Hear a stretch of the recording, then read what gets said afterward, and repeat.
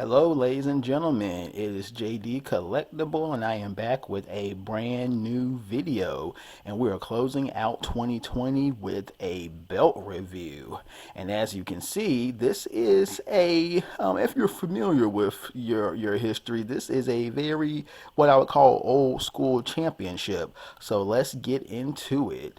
And as you can see, this is the World Class Wrestling Association World Heavyweight Championship.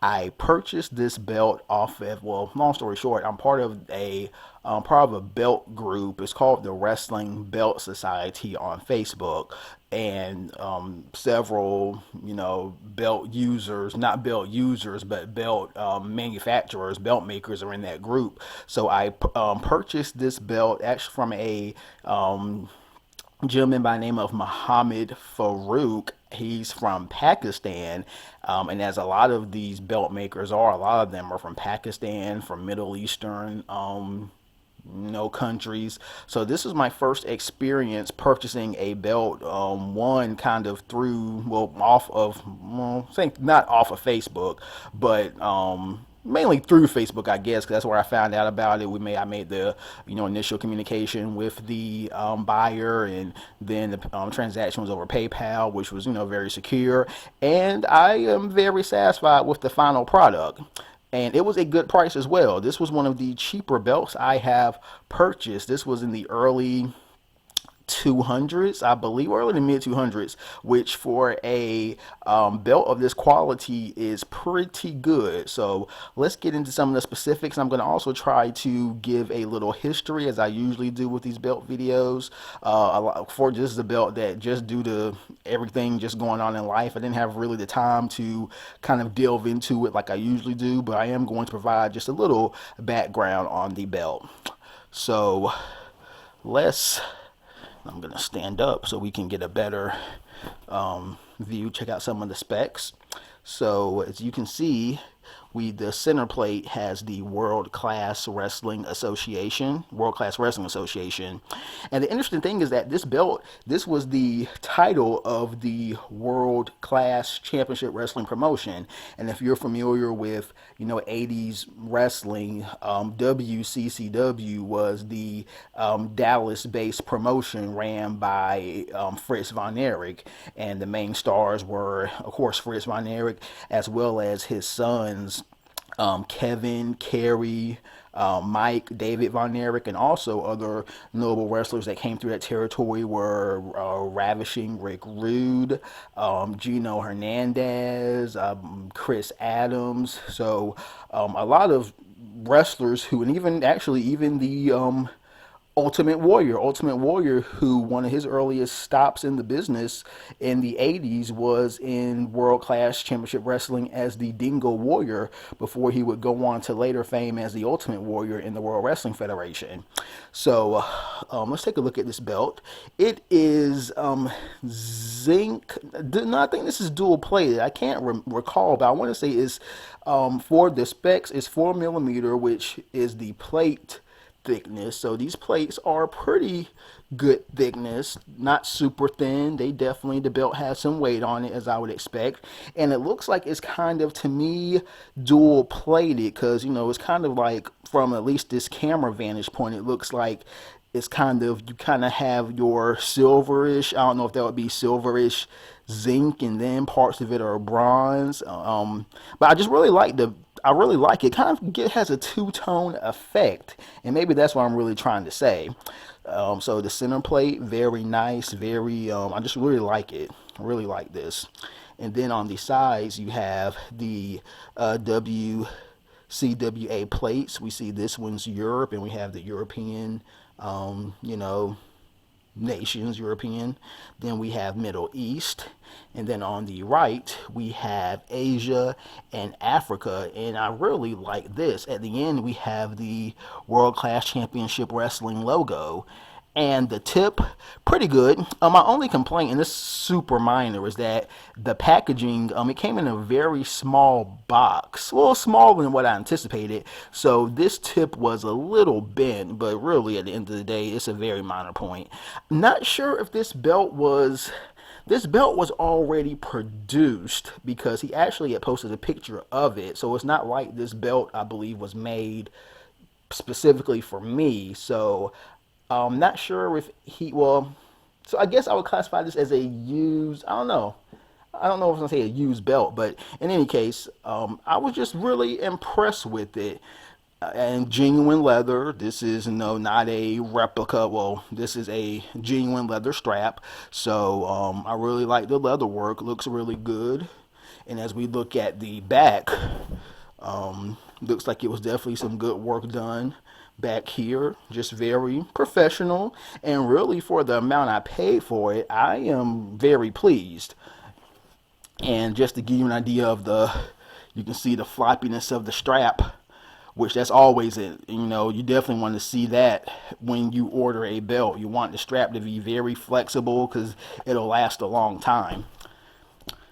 The only thing I'll probably will do to it is get a bag for it, a belt bag. I can go on eBay or something and find one for cheap to put it in. As all my other belts, usually, which are mostly WWE licensed belts, they come in a kind of a carrying case bag. So, but I am really pleased with this.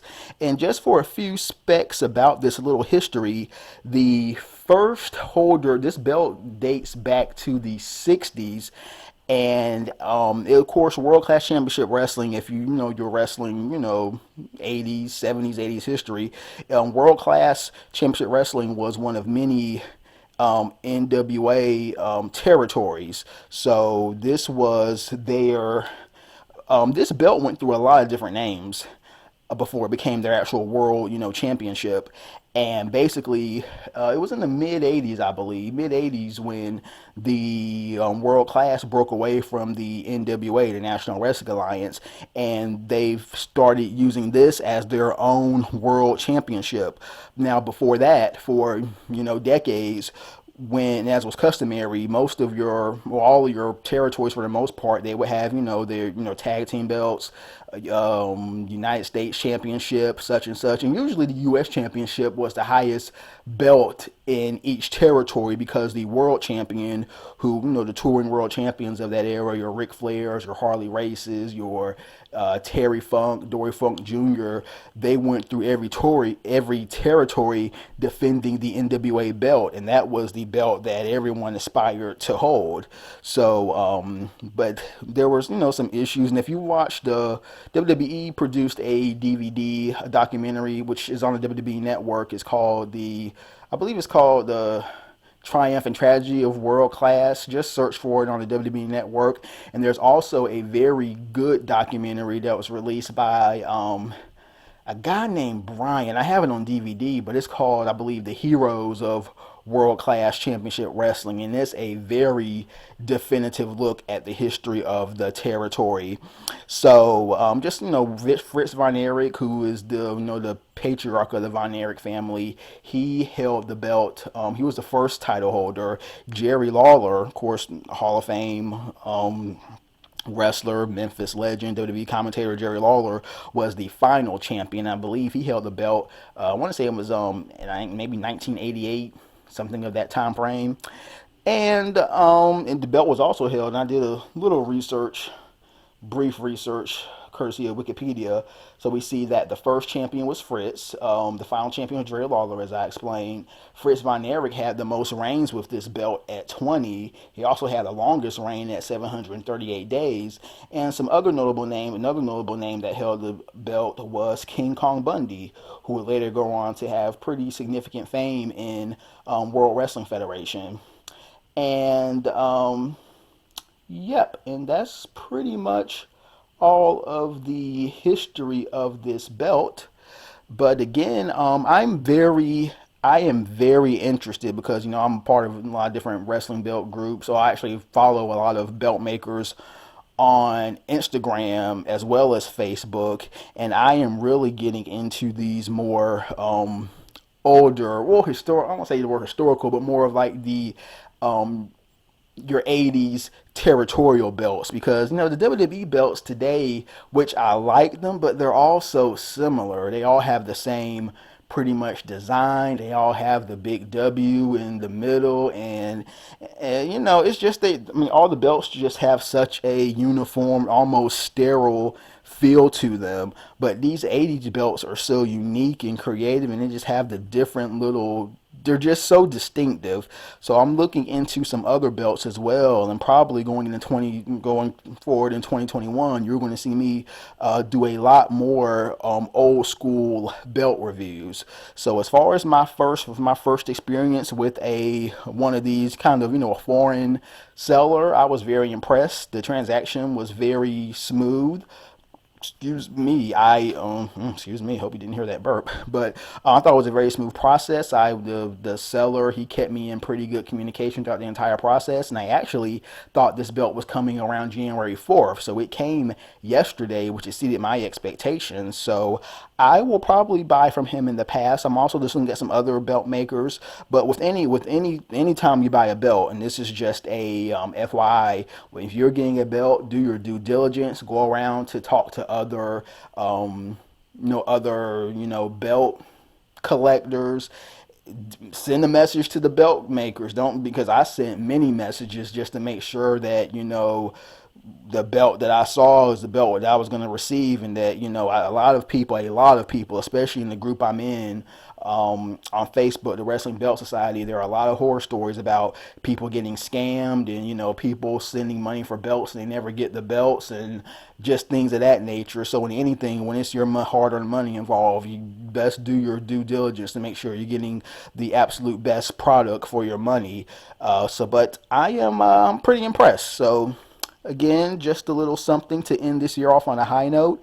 This has been, of course, if you're a wrestling fan, this has been, I mean, it's been a tumultuous year for everybody, but especially with, you know, the recent passing of Brody Lee, that just really, I think, took the sales out of probably just about every wrestling fan to close this year off, in addition to losing, you know, the legendary Pat Patterson, and we lost Shad Gaspard earlier this year, and, you know, Tracy Smothers. It's just been, you know, and even the legendary Danny Hodge, which is a wrestler that a lot of fans, you know, modern fans don't really know about, but he was a very influential amateur wrestler and NWA junior heavyweight champion back in the 60s and 70s, and he's a very influential on the career of Jim Ross. Jim Ross, the Hall of Fame WWE and current AEW commentator. Jim Ross has gone on record multiple times as saying that Danny Hodge is the best amateur and pro wrestler that he ever saw. So just a lot of losses this year, but you know, 2020, this year is in the books, and I'm just hoping that we will all be on to some more productive and positive things as 2021 picks up. So again, I hope you enjoyed this video. If you please like, subscribe, shoot questions. My comments is really weird, because even in my settings, I have that all comments can be viewed, but sometimes it still holds them. So if you wait I can assure you, if you post a comment on this video, I will be responding to it as quickly as I can.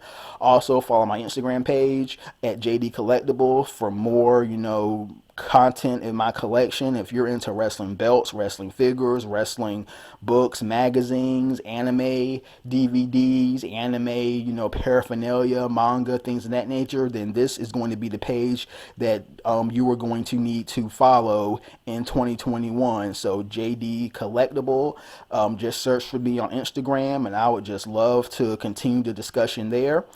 And I just hope you enjoyed this video. Have a great rest of this day. Have a happy ending to 2020, and I will see you again in the new year. Have a good one.